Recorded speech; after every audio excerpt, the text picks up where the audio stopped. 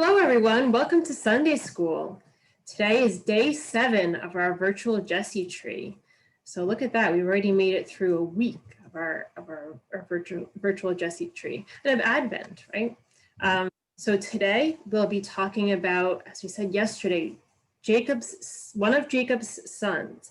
And this son was named Joseph, who actually, if you were tuning in a while back to our Sunday school lessons, you would have heard the story of Joseph. But Father Marshall, maybe you could remind us a little?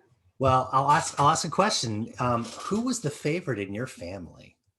Oh, that's a very good question. So I would say that it depended on which parent you asked. Okay, all right.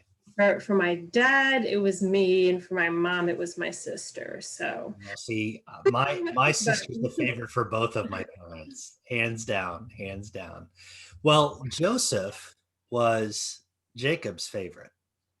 He was one of the youngest of the brothers that he and his wives had, and he was also the son of his favorite wife. He had a couple of wives and a couple of handmaidens. They're called concubines in those days. So there were 4 women that actually gave birth to all of the sons and the daughters. But Joseph and Jacob had a very special relationship, and so much so that really the other brothers got jealous. On top of that, Joseph was a dreamer, and he had 2 dreams that really made his brothers angry. One of them was back to the story a couple days ago of the stars in the sky. He had a dream that there was a great star and 12 other smaller stars, and the great star and 11 of the other stars bowed down to the smallest star, which was his. And his brothers realized he was talking about the father and his brothers, and they didn't like that. It sounded proud. And then he had another dream about a field in which there were 12 sheaves of grain and a larger sheaf of grain, and all of those bowed down to him as well. And that just put them over the edge.